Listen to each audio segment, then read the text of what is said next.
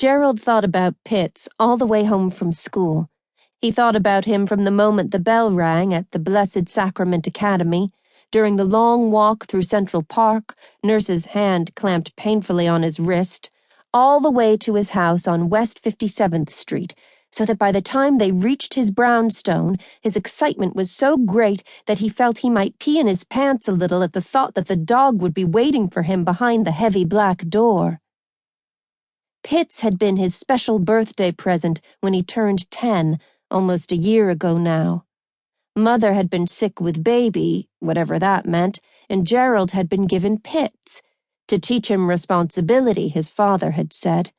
Gerald had heard the words, but they'd barely registered because at the same moment the wiry-haired fox terrier had bounded through the door into the drawing room.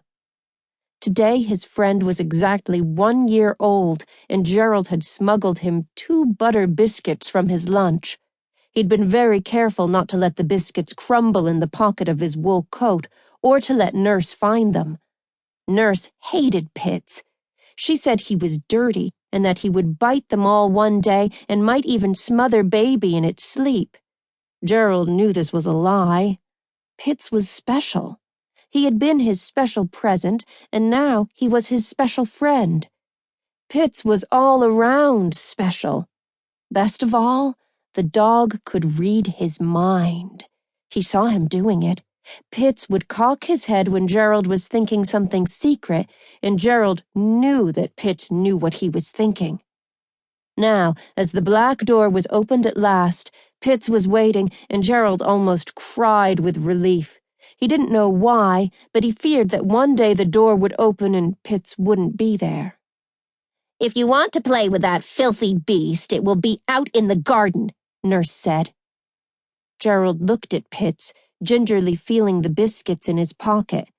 It was January and the wind bit into his nose, but he'd rather be freezing outside with Pitts than warm indoors with Nurse. He made towards the back door. "Gerald Clary Murphy." Nurse could make her voice tower. That was the only word Gerald could think of for it, the way it seemed to grow bigger and bigger until it was looming over him. "What do we do first?" Gerald reluctantly turned and headed for the stairs to change out of his uniform. Pitts just looked at him. He knew better than to try to follow Gerald upstairs when Nurse was around. The house was chilly and the curtains were drawn against what was left of the day. His father said only invalids lived in warm houses.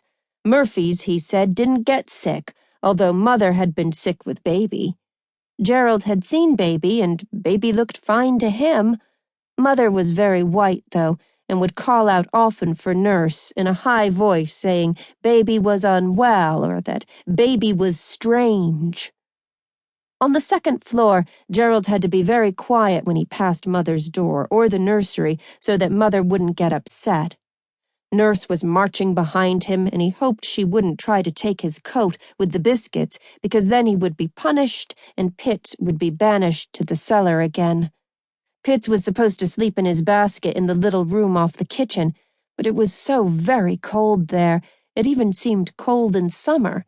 At night, if it was quiet, Gerald would sneak downstairs after his prayers and spirit the dog back to his own bed on the 3rd floor. Sometimes Nurse checked, and on those occasions, if she found Pitts, his friend would be locked in the cellar. Sometimes Nurse wouldn't let Pitts out until the following afternoon, and Gerald would see his friend's eyes, haunted after a day down in the dark with no food or water. When this happened, Gerald knew it was his fault, and he wouldn't try to smuggle Pitts upstairs for a while. But inevitably, after a week or so, he would chance it again. "Give me your coat," Nurse said, holding out her strong hand to Gerald. "You can wear the play coat outside in the muck."